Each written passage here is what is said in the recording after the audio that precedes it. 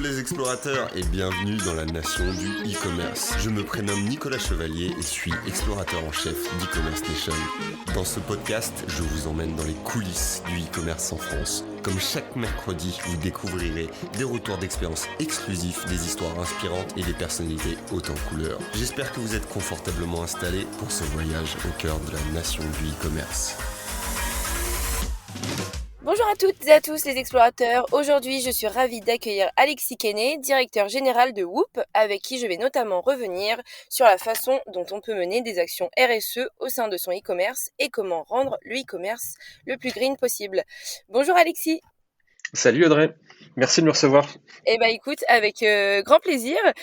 Tout d'abord pour notre audience qui nous écoute, est-ce que tu pourrais te présenter et nous en dire un peu plus sur toi ? Bien sûr, avec plaisir. Alexis Quesnay, moi j'ai la chance d'être le cofondateur et l'actuel directeur général de Whoop, qui est une entreprise que j'ai créée en 2018. Auparavant, j'ai un parcours que je qualifierais de zigzag. Donc après une formation plutôt généraliste, j'ai passé quelques temps dans la banque sur les marchés financiers et puis je me suis pris de passion pour l'entrepreneuriat sur différents sujets, sur la thématique des jouets, de la location de jouets, sur la thématique du transport de personnes. Et puis en 2016, j'ai eu la chance de croiser la route de Mobivia, la maison mère de Norauto, Midas et Carter Cash, qui était ma première expérience retail, et ce qui m'a permis d'avoir l'idée de créer Whoop dans la foulée de cette expérience-là. Ok, top. Et est-ce que tu pourrais nous présenter Whoop et quel est ton rôle au sein de l'entreprise, toi, en tant que DG ? Bien sûr, je vais commencer par mon rôle, c'est assez simple, hein. En tant que DG aujourd'hui d'une entreprise de croissance, mes deux fonctions principales, c'est de premièrement m'assurer que les collaborateurs sont de véritables talents, et donc il faut aller les chercher, il faut les identifier, les faire venir dans l'entreprise et puis les fidéliser et m'assurer qu'ils soient à la bonne place dans l'entreprise pour qu'ils donnent le meilleur d'eux-mêmes. Et mon deuxième rôle, c'est de s'assurer que nos clients soient contents de la solution qu'on a développée pour eux et que cette solution, elle puisse garder une longueur d'avance sur la concurrence. Voilà. C'est vraiment c'est comme ça que je résumerai mes deux missions clés, on va dire, dans l'entreprise aujourd'hui. Et si tu me permets, pour présenter notre activité chez Whoop, je vais commencer par revenir sur les constats qu'on a fait et quelque part le contexte qui nous a vu naître. Donc il faut se repositionner dans le monde d'avant. On est en 2017-2018 et le dernier kilomètre, on s'en rend compte, coûte extrêmement cher. On parle de jusqu'à 30 à 40% des coûts totaux de transport entre le lieu de fabrication d'un produit, parfois très loin de la France, et puis son lieu de consommation, son lieu de consommation final. Un deuxième constat qu'on a fait, c'est que le transport du dernier kilomètre se complexifie de par le foisonnement d'un certain nombre de nouveaux acteurs qu'on voit arriver sur le marché. Il y a encore quelques années, on avait simplement des gros industriels du transport du dernier kilomètre qui assuraient ces livraisons. Aujourd'hui, on a des plateformes web que tu connais certainement, comme Colliweb, comme Trust ou comme Stuart, mais on a également des solutions de livraison collaborative comme Hyper ou Shopopop par exemple. Et puis on a également le tissu du transport en France, c'est un marché qui est très atomisé, donc on a beaucoup de petites sociétés, des artisans du transport qui voient le jour, qui naissent tous les jours et qui rendent finalement l'appréhension d'un sujet du dernier kilomètre un peu compliqué à appréhender pour un retailer. Donc bref, tout ça pour dire qu'il y a un foisonnement de nouveaux acteurs sur ce marché-là, et que ça rend les choses un petit peu difficiles à appréhender pour les distributeurs. Troisième constat, j'enfonce une porte ouverte, mais le e-commerce explose, et a fortiori après ce qu'on vient de vivre avec la période de Covid. Mais qu'est-ce que ça veut dire ? Qu'est-ce que ça a comme conséquence ? La conséquence directe, c'est que les distributeurs sont de plus en plus dépendants des solutions de livraison, et que leur part de chiffre d'affaires livré continue de progresser. Et puis dernier constat, on s'est rendu compte également que les exigences des consommateurs finaux en matière de livraison du dernier kilomètre étaient de plus en plus importantes. Je vais prendre un exemple. Il y a encore quelques années, un consommateur pouvait commander un réfrigérateur américain et se satisfaire d'une livraison sur le trottoir en bas de chez lui. Aujourd'hui, c'est plus le cas. Le consommateur va exiger que l'appareil électroménager soit livré dans la pièce de son choix. qu'il soit potentiellement déballé, mis en service, que les emballages soient repris, que son ancien appareil soit recyclé, etc., etc. Et donc tu as finalement une montée des exigences de la part des consommateurs pour tous ces services qui sont qu'on pourrait qualifier d'accessoires ou d'annexes à la livraison, mais qui en font bien partie et qui sont désormais devenus incontournables. Donc ça, c'est les constats et le contexte qui nous a vu naître. C'est pour ça qu'on a eu l'idée en 2018 de créer Whoop, qui est une plateforme d'orchestration de solutions de livraison du dernier kilomètre. Donc c'est un outil qui permet une plateforme digitale qui permet aux retailers de gérer toutes leurs problématiques liées à la livraison du dernier kilomètre. Alors on s'inscrit dans un dispositif qui est celui de l'omnicanalité pour nos clients. Et aujourd'hui, un retailer a besoin de 2 outils pour pouvoir faire du commerce omnicanal. Le premier, c'est un OMS. L'OMS, c'est l'Order Management System, c'est cet outil qui va permettre de donner une vision unifiée des stocks, que ces stocks soient en magasin, chez un fournisseur ou bien en entrepôt. Et puis le deuxième outil, c'est ce qu'on appelle un DMS ou Delivery Management System, et c'est dans cette catégorie qu'on se positionne avec Whoop. Ce Delivery Management System, quelle est sa mission? Très simplement, c'est d'unifier tous les canaux de délivrance. Qu'est-ce qu'on entend par délivrance? C'est ce terme juridique un petit peu barbare qui signifie la remise du produit au consommateur final. Et donc cette délivrance, elle prend très souvent la forme de livraison à domicile, mais on a également de la livraison en point relais, on a un module de click and collect sur la plateforme. Bref, donc notre plateforme, elle permet finalement de gérer toutes ces façons différentes de remettre le produit au consommateur final, et ça de façon extrêmement simple. J'aime bien prendre l'image, si on revient sur la livraison à domicile un instant, j'aime bien prendre l'image que Whoop est une multiprise de transporteurs. Un retailer aujourd'hui peut se connecter ou un e-commerçant se connecter chez Whoop, il aura accès à tous les partenaires de transport qu'on a connectés sur la plateforme et qui sont de tout type. On a des transporteurs industriels que tu connais bien comme Chronopost ou Colissimo, on a des plateformes web comme celle que j'évoquais à l'instant, par exemple Stuart ou Colliweb, et puis on a également des artisans du transport qui sont des acteurs locaux, généralement de petite taille, mais qui sont incontournables dans les géographies dans lesquelles ils opèrent pour pouvoir offrir un service de livraison de qualité aux clients de nos clients. Voilà. Ok, et ben écoute, très clair en tous les cas. Et est-ce que tu peux nous en dire un peu plus sur les valeurs de l'entreprise justement? Oui, bien sûr. C'est marrant que tu parles de valeurs parce que quand on crée une entreprise, on n'écrit pas ses valeurs le premier ou le deuxième jour.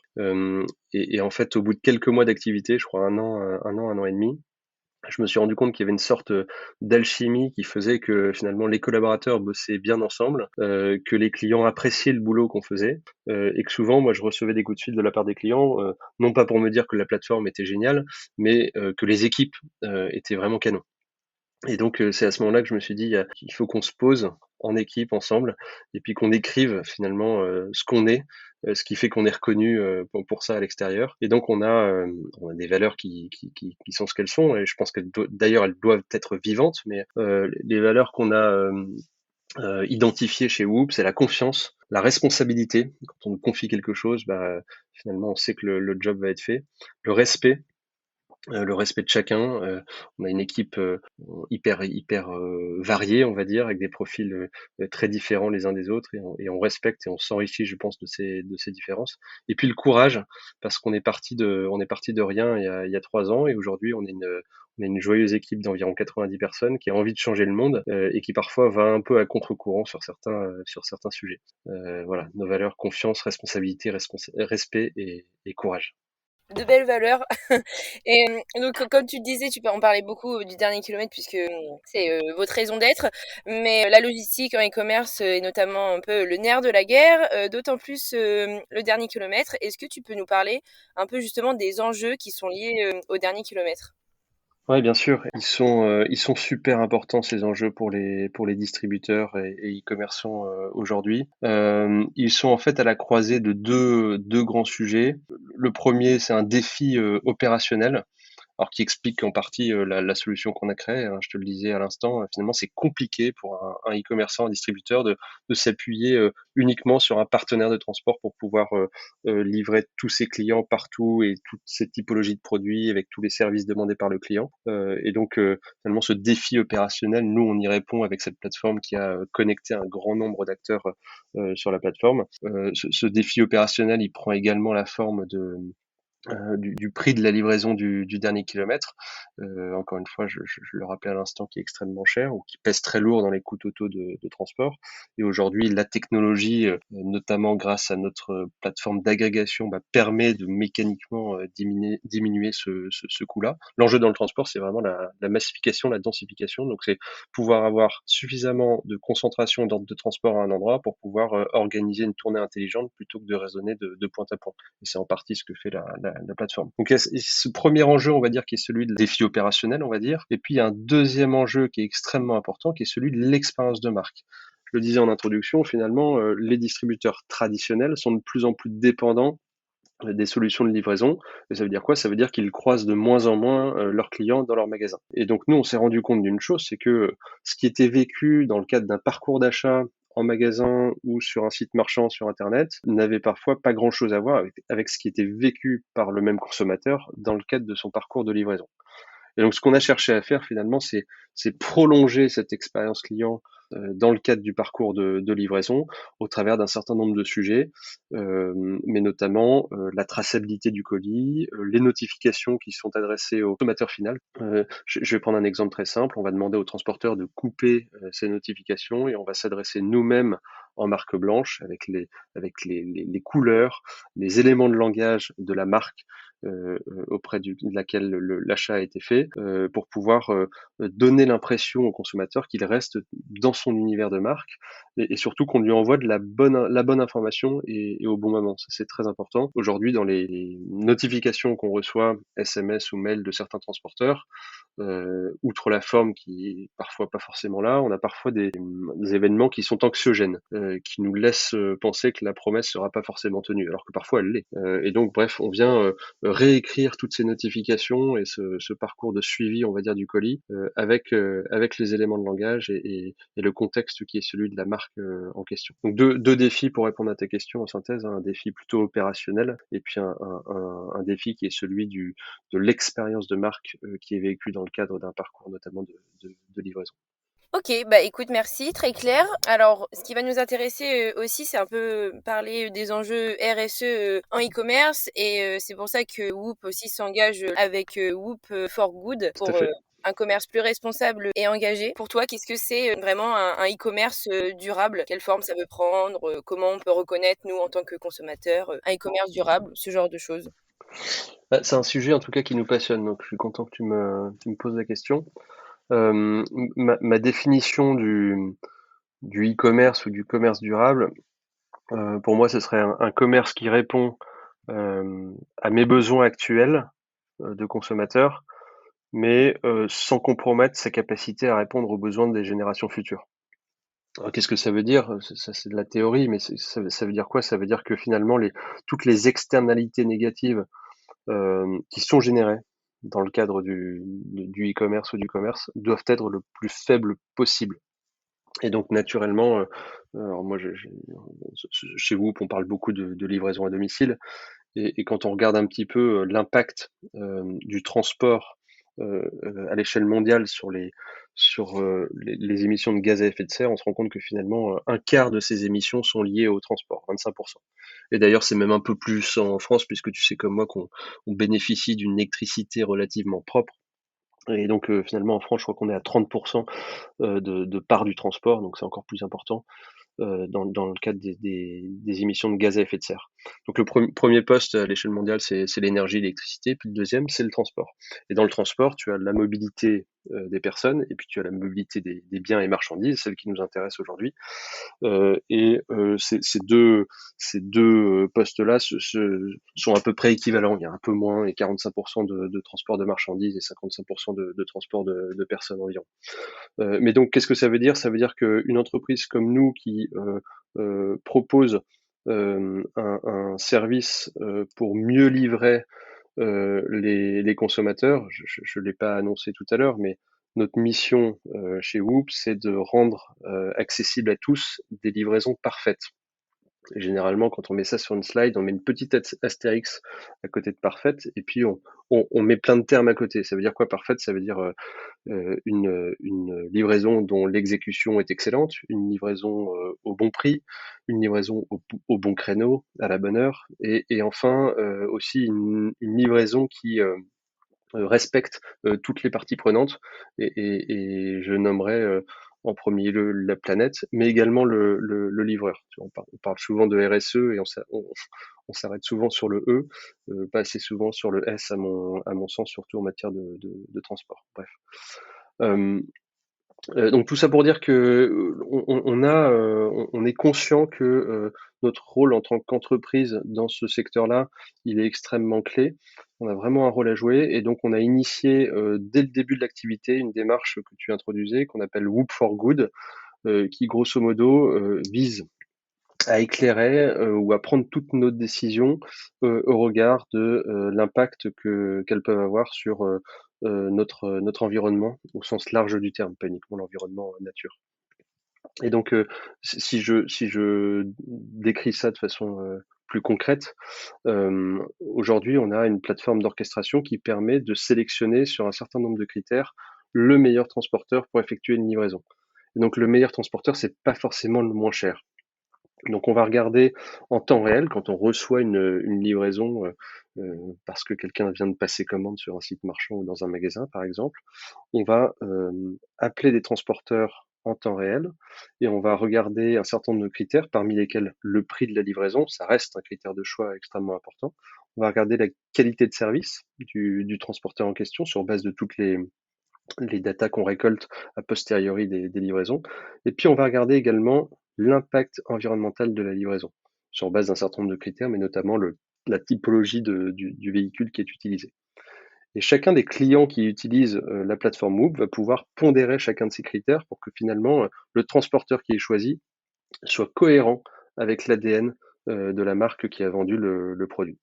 Et ça, c'est présent vraiment dans notre algorithme de sélection du transporteur depuis la première version de l'outil il y a maintenant 3 ans.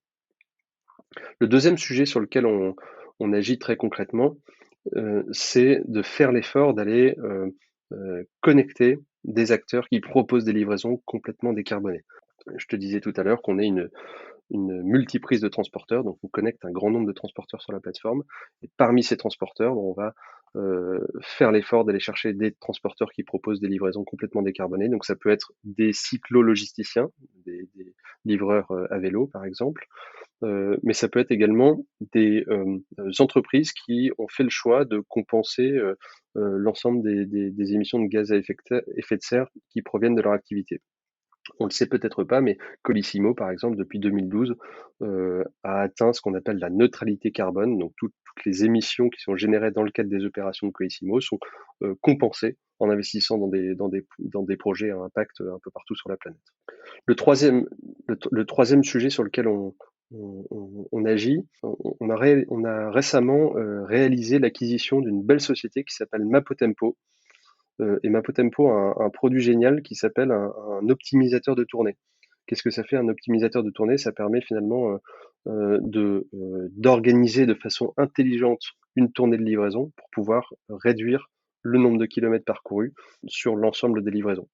Et aujourd'hui, en moyenne, quand on déploie cet outil chez un client, on arrive à baisser le nombre de kilomètres parcourus de 23%. Alors c'est une moyenne, parfois c'est plus, parfois c'est moins, mais ça te laisse une bonne indication de ce qu'on peut faire finalement grâce à la technologie. Voilà quelques-uns des sujets sur lesquels on travaille et qui impactent directement nos clients, on va dire. Et puis il y a aussi des choses qu'on fait pour nous en interne chez Whoop. Tu vois, on a initié une démarche de bilan carbone. Euh, L'enjeu est clair, c'est que finalement, si on veut s'améliorer, il faut pouvoir se mesurer.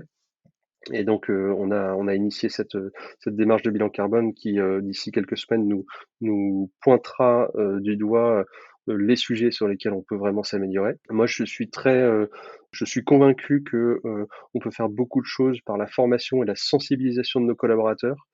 Je pense que le premier truc qui est vraiment à la portée de tous, c'est de se former, et pas se former pour se former, mais se former pour se mettre en mouvement. Et donc, tu vois, on propose aux collaborateurs une fresque du climat et on l'étend même aux conjoints ou aux proches de nos collaborateurs. Donc, voilà, on fait des choses de ce type-là. Et puis après, ben, en fait, dans la RSE, on a parlé du E, on a parlé du S un petit peu, mais il y a également le sujet techno qui est vachement important. Finalement, un des gros consommateurs d'énergie, on va dire, chez Whoop, ça va être les serveurs, même s'ils sont dans le nuage. Et donc, on essaie d'adopter des bonnes pratiques, typiquement fermer des environnements de démo la nuit parce qu'on fait pas de démo la nuit, tout simplement. On essaie également, un petit mot sur la sécurité des données, qui participe également à la démarche Whoop for Good. Tu sais que quand on manipule de la donnée de livraison, on a finalement accès à toutes les données, puisqu'on connaît le client précisément, on a forcément un numéro de portable, un email, on sait où il habite, on connaît ses habitudes, ses préférences en matière de livraison. On a également les produits qu'il a achetés. Bref, on a vraiment toute l'exhaustivité de la donnée autour d'un acte d'achat client. Et donc, bah, évidemment, on a un respect qui est absolument strict de la RGPD. Et puis, on cloisonne les données d'un client à l'autre, etc. Donc, on fait un certain nombre de choses qui nous permettent d'être irréprochables, on va dire, sur ces sujets de manipulation des données personnelles. Voilà. Donc finalement, la démarche We for Good en synthèse, hein, elle concerne à la fois ce qu'on développe dans le produit ou parmi les prestataires qu'on connecte pour nos clients, les distributeurs ou les e-commerçants. Et puis, elle concerne également un certain nombre de bonnes pratiques qu'on met en place en interne au sein de l'entreprise. Ok, et de beaux projets en tous les cas que vous avez. Et c'est hyper intéressant de parler de ça. Est-ce que tu as des exemples, toi, d'entreprises qui ont pu mettre en place une politique éco-responsable en matière de livraison notamment? Ouais, carrément. Je peux te citer des exemples autour de nous dans l'écosystème qui est le nôtre.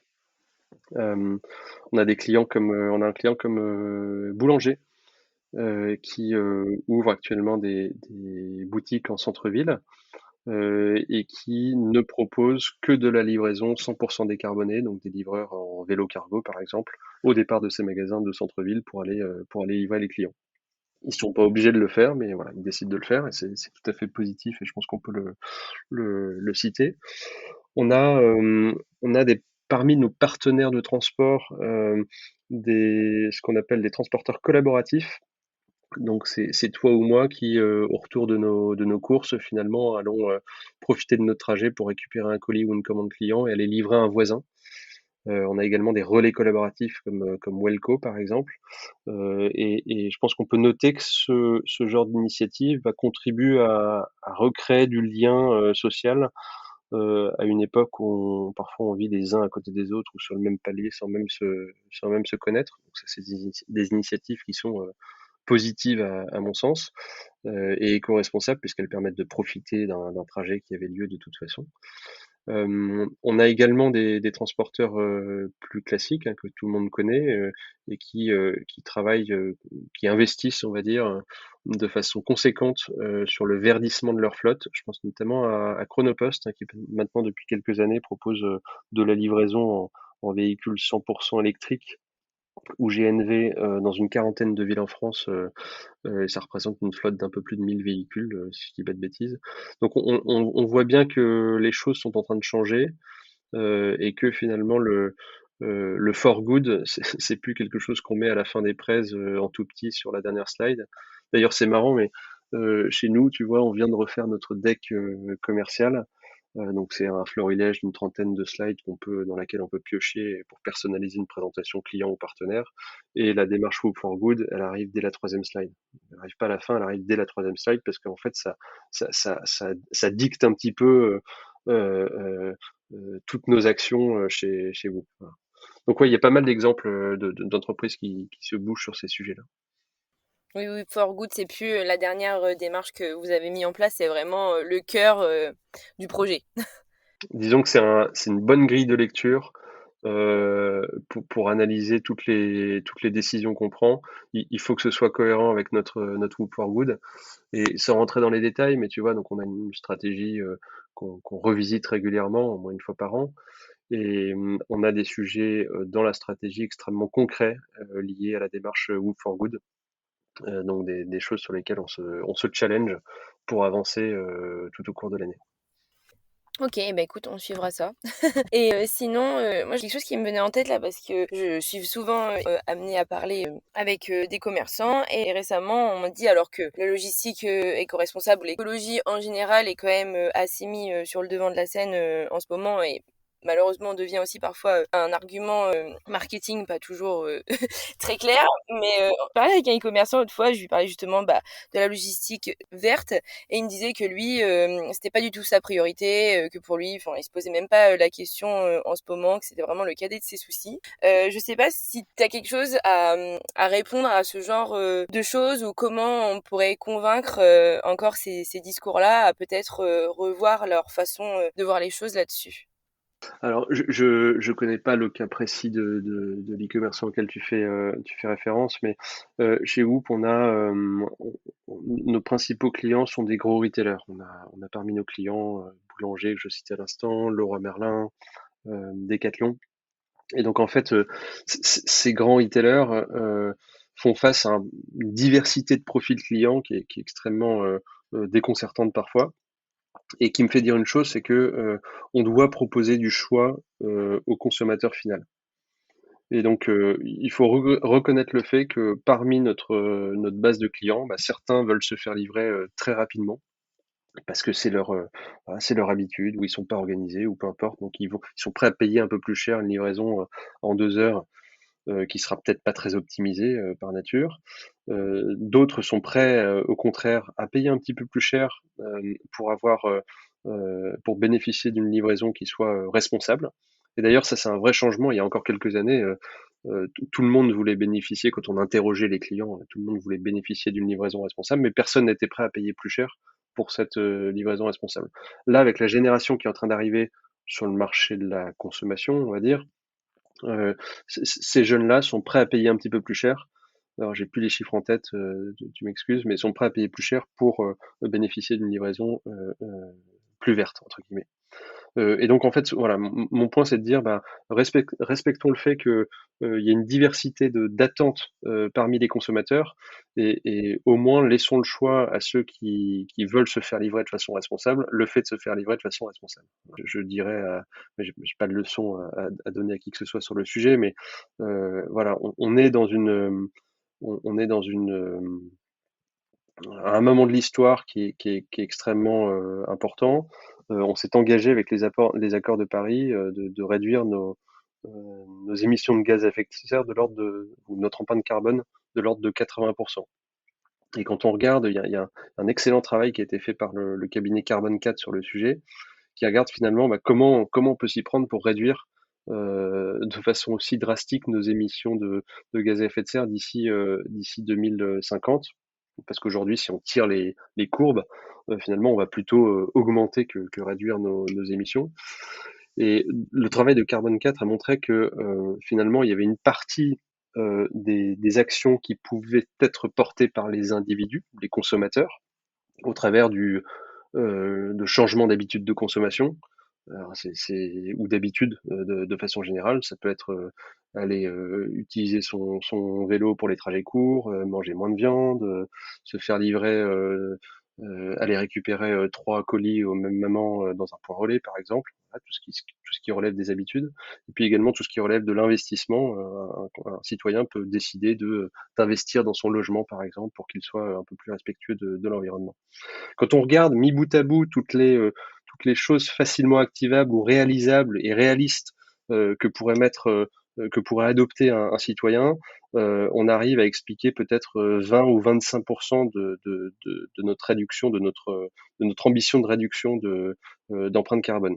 Ça veut dire quoi? Ça veut dire que nos initiatives à titre personnel, elles sont pas du tout anecdotiques, hein, 20 ou 25%, c'est beaucoup, mais ça veut dire que le solde, 75 ou 80%, doit être assurée par les entreprises et par les gouvernements au travers de mesures coercitives notamment.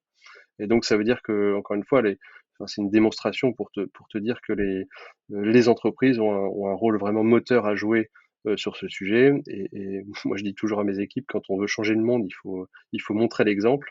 Et donc pour revenir à ce e-commerçant dont tu parlais, peut-être qu'une manière assez simple de se mettre sur le chemin de changer les choses, c'est de proposer de la livraison décarbonée à ces consommateurs et de leur en faire supporter le coût.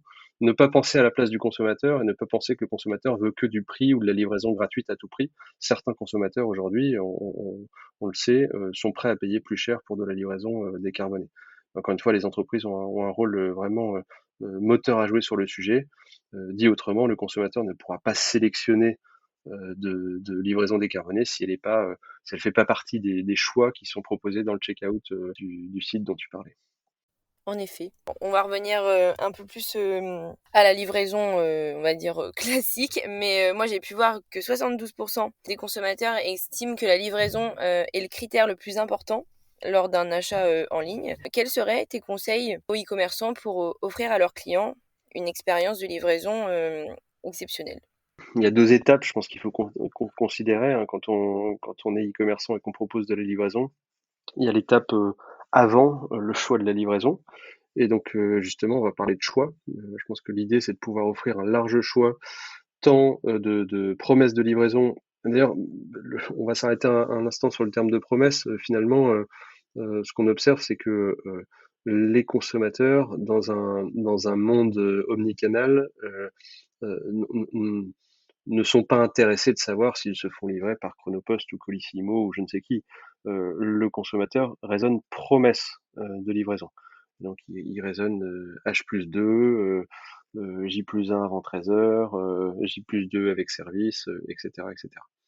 Donc c'est un premier point. Je pense qu'il faut exposer des promesses de livraison versus des transporteurs. Encore une fois, si le transport se passe mal, le consommateur va instantanément se retourner non pas vers le transporteur, mais vers la marque qui a affrété le transport. Donc ça c'est le premier point, raisonner promesse. Deuxième point, je pense qu'il faut, je le disais à l'instant, il faut donner du choix au consommateur. Et puis avec ce choix, peut-être ou accompagner ce choix pardon d'une certaine forme de pédagogie, notamment si on en revient au sujet de la RSE. En fait, sur quels critères puis-je moi consommateur savoir que telle promesse est plus verte ou plus responsable que telle autre promesse. Par exemple, afficher les émissions liées à une livraison dans le checkout pour pouvoir orienter le choix du consommateur. Donc ça, c'est la partie, on va dire, avant, avant la livraison. Et puis il y a la partie pendant et après, qui là relève vraiment de l'information qu'on va pousser au consommateur. Donc de la pertinence de cette information et du moment auquel on va la pousser. Je le disais tout à l'heure, ce qu'on fait chez Whoop, par exemple, c'est de couper les notifications des transporteurs lorsque c'est possible, c'est pas toujours le cas, pour pouvoir nous adresser au consommateur final et d'adresser au consommateur final uniquement les infos qu'on a envie de lui pousser et tout ça emballé dans un papier cadeau qui est celui de la marque évidemment.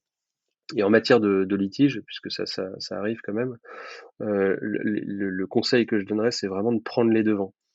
Une des choses qu'on permet de faire chez Whoop, c'est de réduire assez drastiquement le nombre d'appels entrants dans un service client lié à ce qu'on appelle un Wizmo call, un Where is my order, une requête liée à la livraison, simplement parce qu'on pousse la bonne information au consommateur final. Et si par hasard la livraison se passe mal, les équipes de service client ont accès à Whoop qui agit comme une tour de contrôle et qui permet d'avoir accès à n'importe quel moment et très très facilement l'ensemble des informations liées à une livraison. Dit autrement, il n'y a plus besoin d'aller se connecter dans le back-office de Chronopost ou de Colissimo ou d'un autre pour savoir où en est la livraison du client. On a toute l'information de façon centralisée sur une seule interface. Et ça permet quand même de limiter les dégâts liés au litige en matière de transport. De manière générale, lorsqu'on prend les devants, moi j'aime bien dire que faute avouée, à moitié pardonnée.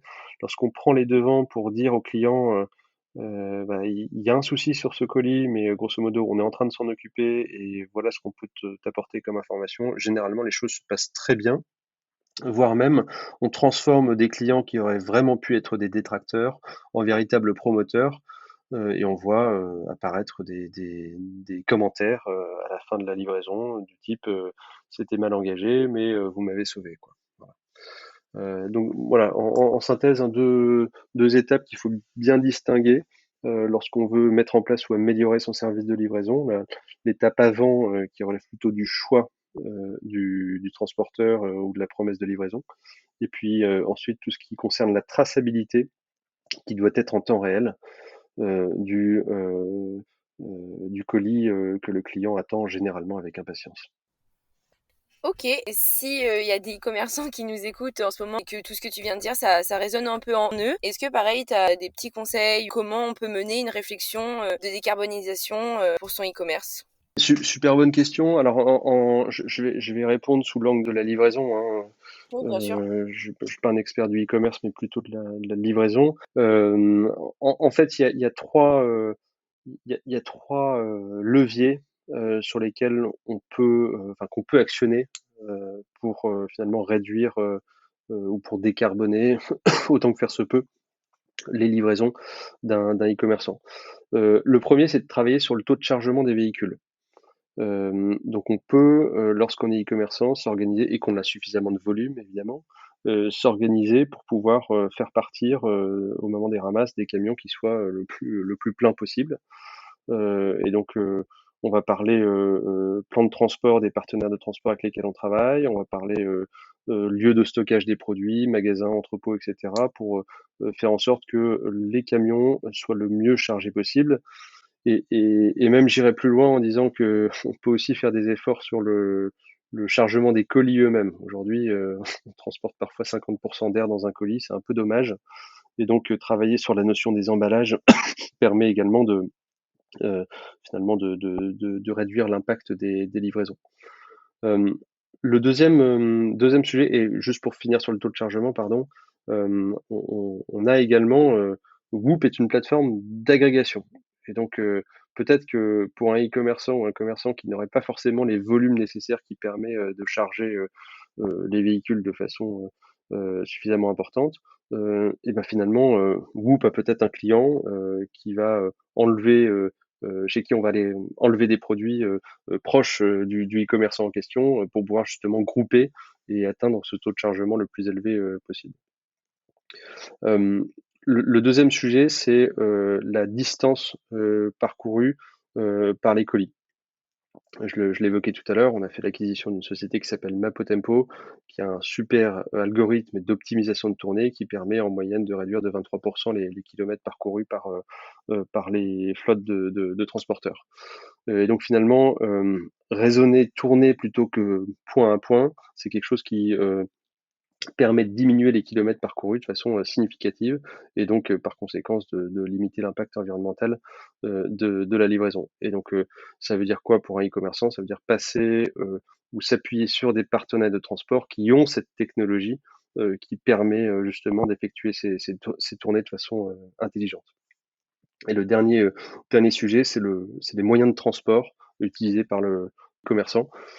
Je le disais tout à l'heure, on a certaines sociétés comme Chronopost, par exemple, qui ont investi assez largement dans une flotte de véhicules propres, GNV ou électriques, bah, de façon assez évidente, le fait de passer, de confier ces flux à ce genre de prestataire va permettre de réduire l'impact environnemental de la livraison. Et encore une fois, j'insiste, je pense qu'il faut communiquer auprès du consommateur final sur le fait que le transporteur par lequel on passe est vraiment vertueux sur ces sujets-là. Voilà, il y a vraiment un sujet qui est celui de la pédagogie. Une fois qu'on a mis ces actions en place, il y a un sujet qui relève vraiment de la pédagogie auprès du consommateur final pour lui faire prendre conscience, et souvent il en a déjà conscience, de l'intérêt de travailler avec ce genre de transporteur ou de prestataire de transport. Mhm. Mais en tous les cas, j'espère que tout ce que tu nous as partagé donnera envie aux e-commerçants qui nous écoutent de réduire l'impact environnemental de leur activité tout en bénéficiant par exemple, comme tu nous l'as dit, d'un large catalogue de transporteurs éco-responsables ou encore de rendre les livraisons plus responsables grâce aux derniers kilomètres en servant les clients au plus près de chez eux. Donc merci beaucoup pour tout ce que tu nous as partagé. Je vais te laisser le mot de la fin si tu as quelque chose à ajouter à tout ce qu'on vient d'échanger. Oui, merci, merci encore une fois de m'avoir reçu. Moi, il y a une partie de l'activité que j'ai pas présentée, mais qui relève plutôt du conseil, parce que je comprends que ça peut être compliqué pour un e-commerçant ou un distributeur traditionnel, voilà, de bien comprendre les rouages de ce dernier kilomètre. Et donc, on a tout un pan de l'activité qui relève plutôt de l'identification, du sourcing de nouveaux partenaires pour coller aux ambitions justement de RSE, par exemple, du retailer ou du distributeur en question. Donc, vraiment très, très content si on peut accompagner certains des auditeurs sur le sujet. Et en mot de la fin, je le disais tout à l'heure, on est une entreprise de croissance aujourd'hui, à peu près 80 personnes, mais on a un plan de recrutement qui est assez ambitieux. On doit encore accueillir 50 nouveaux collaborateurs en 2022 et l'année est pourtant déjà bien entamée. Et donc c'est un appel, une petite bouteille à la mer. S'il y a des gens qui sont convaincus par le sujet que je viens de partager, j'espère avec passion, n'hésitez pas à envoyer vos CV pour nous rejoindre. On recrute tout type de profil confondu, hein. On a aujourd'hui un challenge qui est de continuer à faire évoluer notre plateforme, notre produit, pour vraiment garder une longueur d'avance sur nos concurrents. Et donc, on recrute des profils techniques, des développeurs, des testeurs, des product owners. Et puis, on a également un challenge qui est celui de la conquête du marché, comme n'importe quelle entreprise de notre taille ou de notre âge, je dirais, en France et à l'international. Et donc, on recrute des profils qui sont des commerciaux, on recrute des chefs de projet à la croisée des problématiques métiers et des problématiques techniques, et puis des fonctions support également pour accompagner le déploiement de la plateforme chez nos clients. Voilà, donc on a encore une fois une cinquantaine de postes à fournir d'ici la fin d'année, et on offre des conditions de travail qui sont très agréables, réparties entre Lille, Bordeaux et Pau. Merci beaucoup pour l'échange, Audrey. Super, et je pense que le message est passé. Et en tout cas, vous retrouverez toutes les informations en description du podcast. Merci à toi, Alexis.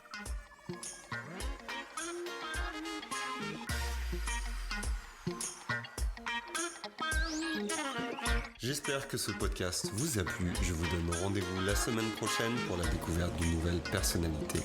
N'hésitez pas à vous abonner au podcast des explorateurs du e-commerce sur votre plateforme préférée et à partager sur les réseaux si vous avez apprécié cet épisode. À très vite pour de nouvelles aventures et n'oubliez pas que l'exploration se poursuit sur e-commerce Nation.